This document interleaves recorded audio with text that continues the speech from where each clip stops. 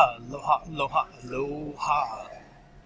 Welcome, ladies and gentlemen, to the Daily Cash Flow video game.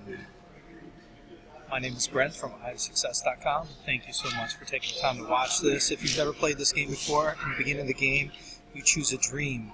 I'm choosing Gift of Faith out here. The way that you win this game is you either land on your dream or you accumulate $50,000 in passive income by landing on these green opportunities out here on the fast track.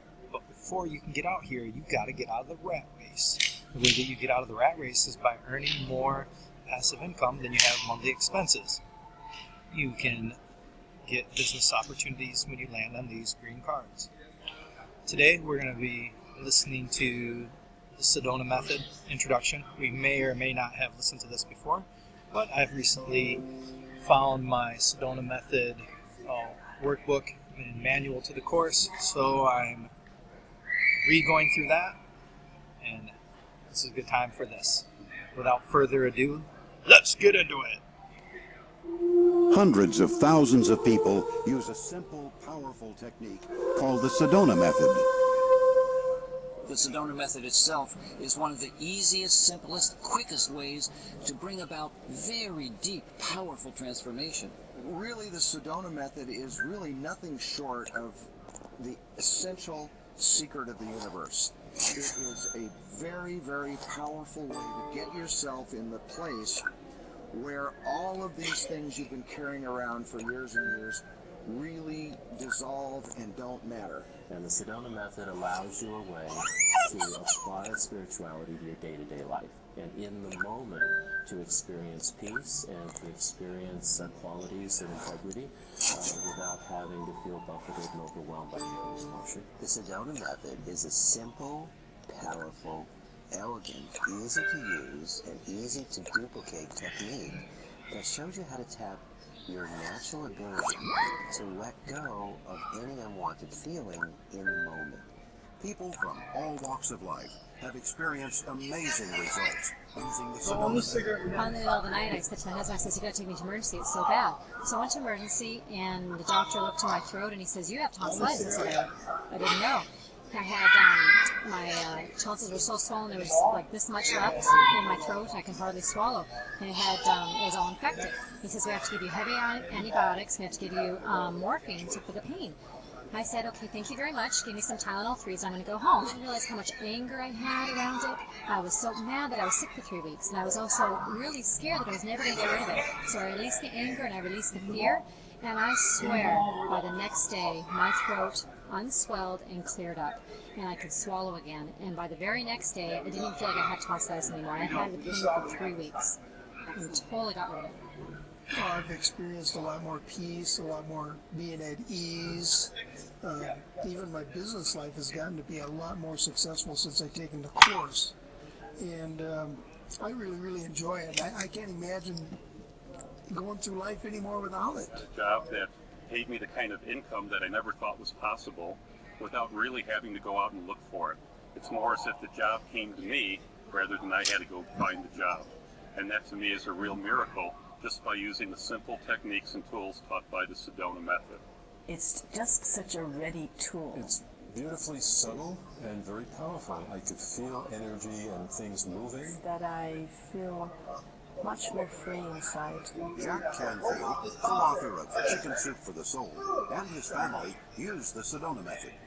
And Hale and I met at a friend of ours' house, Jay and Kathleen Hendricks. Some of you may know their work in couples work and breathing and centering and so forth. And he was there to do a little preview of this program he does called the Sedona Method.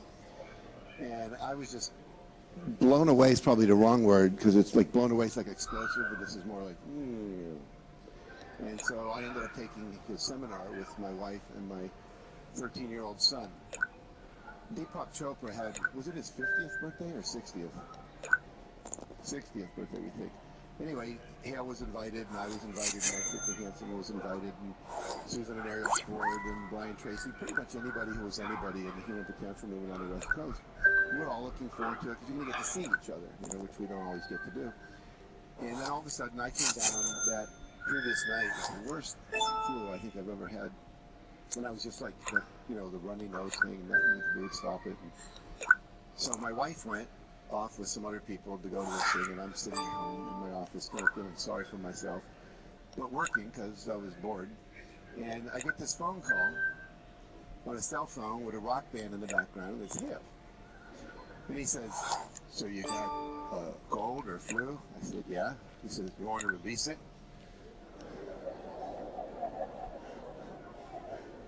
I said, you could do that? He said, yeah. I said, okay. So here he is, like, on his cell phone in the hall with his rock band in the background. He's going, so, could you welcome it as best you could? Could you let it go? Would you let it go? When? Well, in about 7 minutes, my nose was totally dry. I was totally without any kind of what I would call symptomatic experience. And that's how powerful this work is. You can pretty much release anything. Did you ever see a young child fall down and then look around to see if they need to be upset? I remember I was pretty young the first time I saw that. That's odd. They're deciding whether to be upset here. And often if they don't catch anybody's eye, no upset. None. They just let it go. Same fall, catch somebody's eye. Daddy, kiss it. But then again, one kiss. What's the problem? They just let it go again. Or they'll have a knockdown, drag-out fight with their parents or a sibling or a peer, and they'll say, I'm never going to talk to you again. And 5 minutes later, they're busy playing like it never happened. Well, we all come in with this natural ability to let go, and what happens is we get trained out of it inadvertently by adults. So for the sake of this analogy, this pen represents our unwanted emotions. Our apathy, our fear, our grief, our anger, our stress, our tension, whatever unwanted emotions you have. And your hand represents your gut or your awareness. Now take this object and grip it really tightly with your hand. Now if you did this long enough, it would start to feel really uncomfortable and then really familiar. Because this is what we're doing all the time with our emotions, but that's enough here. Now just roll the object around in your hand. Now is this object attached to your hand? No, obviously not. But has it ever felt that way with an emotion? It's so common, in fact, it's even in our language. We don't usually say, I feel sad. What do we say? Right. Or you don't usually say, I feel angry. You say, exactly, I am the emotion. And because we say that to ourselves so much, we begin to believe it. But every emotion that you have, again, no matter how good a story you made up about why you feel it, is as attached to you as this pen is attached to your hand. Now, close your hand lightly around the object, turn your hand upside down, and just... Okay, that's how easy it is to let go of any unwanted feeling. I can't imagine what my life this year would have been like without the Sedona method. After being diagnosed with cancer this spring, I found that the Sedona method was the perfect way for me to deal with that situation.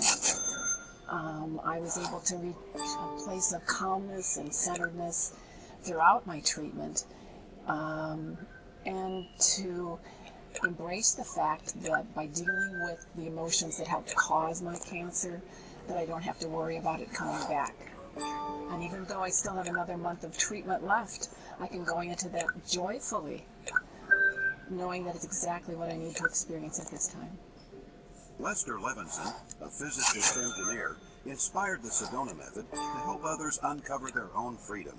I just started the method 1 year ago when my husband of now 29 years announced to me that he wanted to be by himself and be on his own. And I went into a pretty good state of depression and denial and just complete fear, not knowing where I was going to go with my life, myself. And even though I'm a professional and I have a job, I was in a complete state of fear. And one of the things that Lester talked about earlier on in his path to freedom was that he could see that real love would come from being able to envision the woman that he loved in the arms of another man. And my initial response to this was, yeah, right, okay, this seems totally unrealistic to me. And so I pictured my ex-husband in this situation where I envisioned him in the arms of a much younger woman, which is, of course, a big thing for a lot of middle-aged women to be having charge on. And I brought this picture into my mind, and I saw him with this woman and loving her and being in love with her, and I was very happy to see him be in this position in his life, to be very happy and in love. And I thought, wow, this is really cool. And so now all of the emails that I share with my ex carry very, very little charge, and there's a lot more love. And I'm still loving myself and taking care of myself, most definitely, but it's coming from a very different position now. We have all these coping strategies with our emotions. Rather than just let them go, one of the things we'll do is we'll pretend they're not there. We'll just go completely into denial, or we'll take our attention off it long enough so we can push it back down. And one of the ways we'll do that through drugs, through alcohol, through uncontrolled sex, even through exercise sometimes. Because all these things temporarily make us feel better or take our attention, or movies and television too. In fact, a lot of our country is based around escaping our emotions. There's industries based around it. And then on the other end of the spectrum, if we're angry, we'll yell. If we're sad, we'll cry. Now that feels better, and a lot of people think that's a release, but it's not. It's healthy, it's useful, it's part of therapy, and it feels often better, but it's not always appropriate. You're not going to yell and scream and cry and carry on at work, for instance, but you may feel like you want to.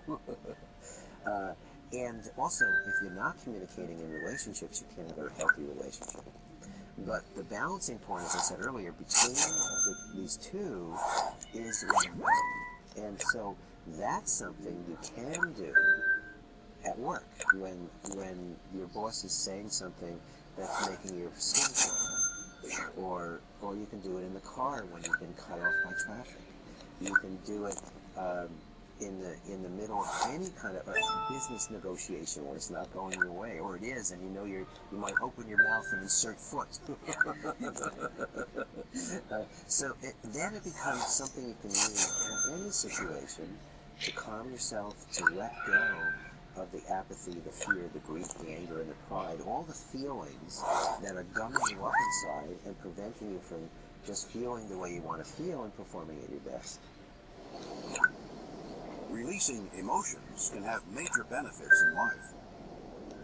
I had a family member who had promised me some money about 30 years ago. And they never paid me. And I had long since thought that, I didn't even care if I received the money anymore because I just knew it wasn't going to happen. That was my feeling. I really felt the shift when I let go of this, probably anger, betrayal, someone promised me something that wasn't fair, they didn't do it. And I really felt the shift that, so what, it's okay. And within a week, I received a check. And it was for that amount from this person. And it was a lot of money, at least to me. And I looked at the check, and it had been written a day after I had done the release. So it truly made me a believer. One of the things that I've discovered is universal, not only in myself, but in everyone I've ever worked with, and anyone I've heard back who's done this process, is that at our core, we're already whole, complete, and perfect. And this radiance